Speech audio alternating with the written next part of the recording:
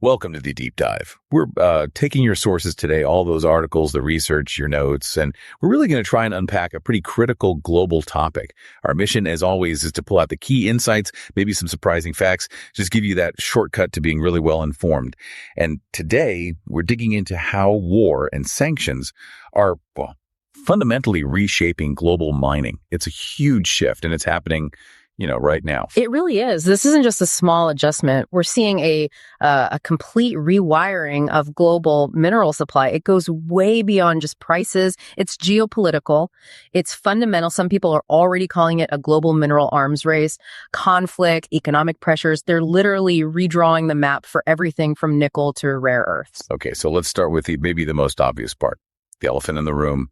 Russia. I mean, the sanctions after the Ukraine conflict, they didn't just hit Moscow, did they? They seemed to fracture commodity markets almost instantly. Instantly is a good word for it, yeah. When you look at certain commodities, think palladium, titanium, even uranium, the fallout wasn't just like financial. It showed how incredibly fragile these supply lines actually were. Maybe we thought they were stable, but no. It sent industries scrambling, aerospace, defense, EVs. They suddenly had to find new sources practically overnight. Right. So when you say disruptions for palladium or titanium, what does that actually mean? Are we talking prices shooting up, scarcity, or just like completely new routes for everything? Give us a sense of the scale. What did that mean for, say, an aerospace company that relied on Russian titanium?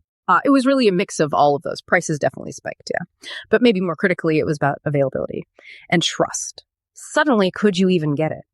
For that aerospace company, getting a steady supply of the right grade of titanium, which is crucial for airframes, right? It became a massive headache. All those long-term contracts, the relationships they'd built, suddenly worthless. It forced this fundamental rethink of sourcing. Companies started looking at alternatives that were maybe much more expensive, less efficient even, or redesigning parts. Because Russia, well, it isn't just about gas, is it? It's a mining powerhouse. And cutting off that supply sent genuine shockwaves through everything. Okay, so Russia was a shockwave.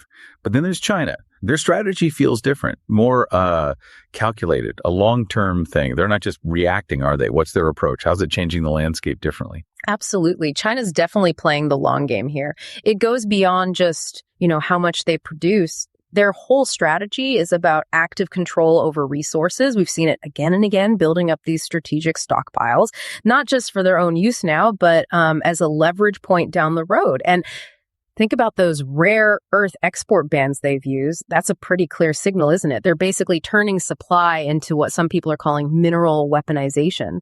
Access isn't guaranteed. It's become a political bargaining chip. Right, weaponization.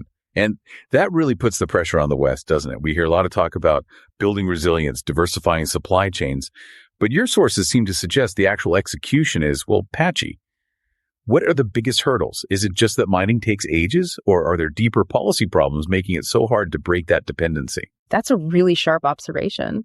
Because, despite all the talk, real diversification is proving incredibly difficult. Sure, you've got projects starting up maybe in Australia or Canada, but the timeline, from finding something to actually producing, it can easily be a decade, maybe more. And that's if you get through all the permits, the environmental reviews, which is a big if. Plus, the dependency we have now, often centered on China, it's deep, built up over decades. So it's not just about finding a new hole in the ground. You need the whole infrastructure processing, refining. That takes massive investment and sustained political will. It's tough. But the whole game board keeps changing, right? As these pressures build up, new players are emerging. We're seeing countries like Kazakhstan, Namibia, Indonesia. They're kind of stepping up. What's their role in all this? Because it sounds like they're walking a real geopolitical tightrope. They absolutely are, a very fine tightrope. These countries have the resources, and suddenly their importance is just shot up. They offer an alternative, away from the traditional sources that now look risky. But it's a delicate balance for them. They need the investment, the tech, from outside to get the stuff out of the ground. But they also want to, keep control, avoid becoming just pawns in someone else's game. So for investors, this throws up critical questions. Who's stable? Who are they aligned with? Trade blocks, security partners. And what's really striking is the risk reward thing. It's intense. Digging in war zones or sanctioned states, obviously risky, but avoiding them completely. You might just miss out on the next lithium boom or a huge copper find. It's a constant gamble, security versus opportunity. a real geopolitical paradox for mining today. And so let's pull back the big picture. What does all this mean? It feels like war and sanctions aren't just changing prices anymore. They're changing the actual principles of mining. It's not just can we mine it?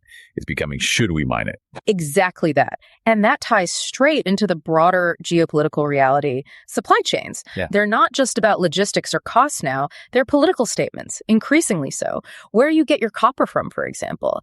It now says almost as much about your company's ESG score, your environmental, social, governance standing as your actual carbon emissions do. It's a fundamental shift. Where your minerals come from, the politics around them, it's under the microscope just as much as the mining operation itself. Okay, so if you, listening, are involved in mining or energy or investing, this context is just critical, isn't it? It really feels like the battlefield has gone underground, so to speak. Every single mining project is now a piece on this global chessboard. Understanding supply means understanding geopolitics. Absolutely. And maybe the question to leave everyone with is this. We know global demand for minerals, especially for new tech, is just going to keep surging, right? So how are nations going to balance that undeniable economic need to get the resources? How do they balance that with the increasingly complex political, strategic, maybe even ethical questions about where they get them from and who they get them from? That's the central tension going forward.